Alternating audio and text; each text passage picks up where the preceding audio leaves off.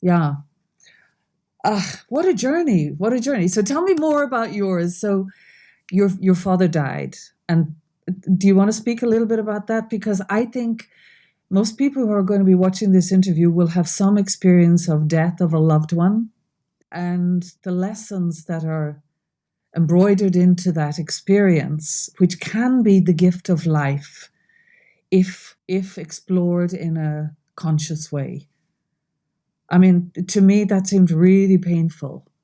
I even remember your description of the scene where your dad was found, and something that was bizarrely, and this is a child's view, seeing his false teeth on the floor. It was an outline of his false teeth. An outline of his false teeth. Just made me think of the crime scenes you see on television and dramas. And that's because he was found dead at home, right? He was found dead at home. He'd collapsed in his bathroom. Okay. So my parents had divorced. He was living in a flat. Yeah. And he had collapsed in the bathroom. And because his flat was upstairs, the neighbours below had heard him hit the floor. Yeah. They'd gone up and the milk was still outside. So they were very concerned. They called the police. The police came. The police must have drawn around his false teeth on the floor.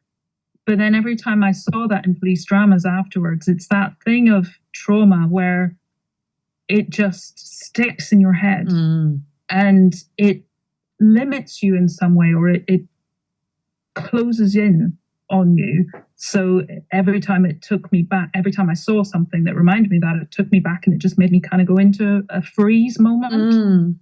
And it made me pull in on myself. So that's, something that we can recognize in moments of trauma and how they kind of, your brain just pulls back and shrinks in on itself out of that fear. Yeah. And you were that not wanting to have that hurt ever again. Yeah, exactly. Avoid it.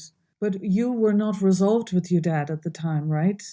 No. And I think bereavement is a painful thing. We know that. But when you're grieving for somebody with whom you had an interesting, challenged relationship, or Facebook speak, it was complicated, then I think that adds many more layers to the whole process of grieving. And because I felt very alone in that process, I didn't feel that my brother was going through the same process, but then we didn't talk about it. So I don't really know. Again, it's confabulation. It was just me looking and projecting and assuming what others were thinking. But I felt that my mum and her family weren't on the process that I was on. I felt very much in my own process. I was the only one at that time I felt I was the only one at that time who was really connected and speaking with my dad. Okay. Even though I'd been out of the country when he actually died. So I wasn't there. So I felt bad about that. And we weren't really in connection with any of his family other than his mum. His sisters came to the funeral, but they didn't speak to us. And I don't understand that. Why not? Family dynamic. Wow. But the pain people cause to each other through ignorance, really, because it's not really intended. It's the wrong thinking and the lack of compassion for a child. I mean, you were a young adult. You were a young adult. I was 22. 22, but still, you were his child. And you get one father. I don't understand that, but everybody locks themselves into their own prisons of their own perceptions. And so, I mean, I think what you were saying in the previous comment, you were talking about the power of the negative power, the disempowerment associated with taking things personally. So if you're going through life taking things personally, then you're subject to a lot of hurt and a lot of feeling like a victim because you can't control how other people will behave ever, anytime. Yeah. And so if that's your paradigm for living, you're setting yourself up for suffering. I don't know if that felt hurtful to you at the time, but I don't think it was the deepest hurt. There was a lot more going on.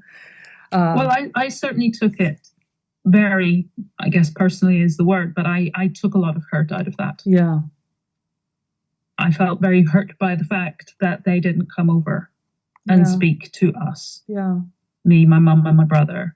And my grandmother, she would have been 92 at the time. She didn't go to the funeral. And she had 4 children. The first of them had already died. And then my dad died. So I completely understood that it was too much for her to go to the funeral. I did not, I wouldn't have expected her to be there in that sense, because I think it was just too painful for her to say goodbye to a second child. It's so out of the natural order and what we expect to die, for our child to die before us. And she was 92 and had a lot of health conditions. She was in heart failure. I'm sure she must have been thinking, why? Why him? Why not me? Why am I still here? Why do I have to witness the death of a second child of mine? Yeah. He was only 54. 54. Wow. Yeah. Yeah.